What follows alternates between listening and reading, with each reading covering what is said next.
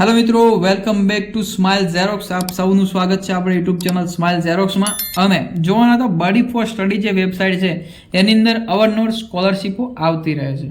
તો સ્કોલરશીપની યોજનામાં આપણે ફોર્મ ભરી શકીએ કે ના ભરી શકીએ એના વિશે માહિતી મેળવવા માટે આપણે સૌપ્રથમ બડી ફોર સ્ટડી સર્ચ કરવાનું છે ગૂગલમાં, અને એની મેઇન વેબસાઇટ જે પહેલી બતાવશે બડી ફોર સ્ટડીની ત્યાં ક્લિક કરવાનું છે.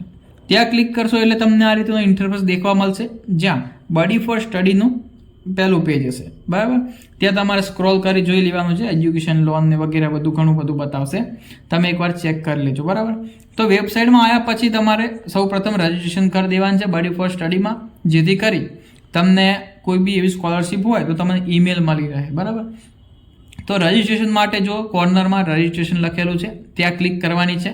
ત્યાં ક્લિક કરશો એટલે નોર્મલ પેજ ખુલશે. અહીંયા ત્યાં તમારે તમારું ફર્સ્ટ નેમ, લાસ્ટ નેમ, મતલબ તમારું નામ ફર્સ્ટ નેમમાં, લાસ્ટ નેમમાં સરનેમ, એ બે વસ્તુ લખી અને નીચે ઈમેલ આઈડી છે, મોબાઈલ નંબર છે, પાસવર્ડ જનરેટ કરી દેવાનો છે.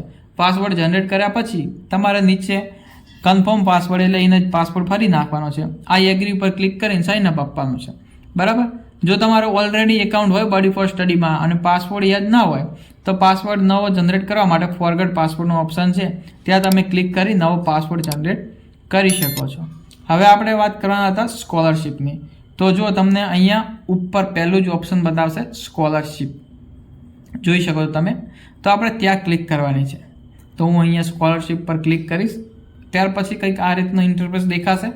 અહીંયા જુઓ તમે ફિલ્ટરનું ઓપ્શન છે બાજુમાં પહેલું જ, ત્યાં તમારે ચેક કરવાનું છે અહીંયા કેટેગરી વાઇઝ. તો અહીંયા તમે કેટેગરી સિલેક્ટ કરી શકો છો, જેમ કે તમે તમારો ક્લાસ, તો કે તમે કયા ધોરણમાં ભણો છો, યા તો કોલેજ કરો છો, આઈટીઆઈ કરો છો, શું કરો છો, એ પ્રમાણે તમે અહીંથી સિલેક્ટ કરવાનું રહેશે. કેમ કે અહીંયા તમે જોઈ શકો છો બહુ બધી સ્કોલરશીપ યોજનાઓ ચાલુ હોય છે, તો એમાં બધી આપણે ચેક ના કરી શકીએ કે ભાઈ ગ્રેજ્યુએશનની કઈ છે, 12 પાસ માટે કઈ છે. બરાબર, તો એના માટેનું અહીંયા એક ફિલ્ટર આપેલું છે, તો આપણે ત્યાં સિલેક્ટ કરવાનું છે જે તે, મતલબ જેમ કે હું ગ્રેજ્યુએશન સિલેક્ટ કર્યું, ત્યાર પછી અહીંયા કન્ટ્રી, બરાબર, ઇન્ડિયા, ત્યાર પછી જેન્ડર, પછી રિલિજન, બરાબર, હિન્દુ, મુસ્લિમ જે હોય, સ્ટેટ છે તો ગુજરાત સિલેક્ટ કરવાનું ત્યાં આપણે. એ રીતે તમે બધું સિલેક્ટ કરશો, ત્યાં પછી તમને અમે જે બી શો થાય ને સ્કોલરશીપ, એ સ્કોલરશીપમાં તમે એપ્લાય કરી શકશો. બાકીની ડિટેલ વધારે તમારે ત્યાં સ્કોલરશીપમાં ક્લિક કરી અને મેળવી લેવાની રહેશે. અપકમિંગ સ્કોલરશીપ મતલબ હવે પછીના સમયમાં જે સ્કોલરશીપ આવવાની છે એ પણ અત્યારથી બતાવી દેશે.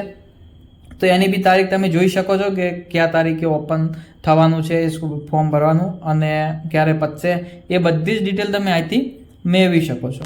તો જે હતી આ ડિટેલ મેં તમને બડી ફોર સ્ટડીની એ આપી દીધી છે. બરાબર, તો બડી ફોર સ્ટડી ઉપર આવી તમે અને અહીંયા ચેક કરી શકો છો, તમારી સ્કોલરશીપ ફોર્મ ભરી શકો છો.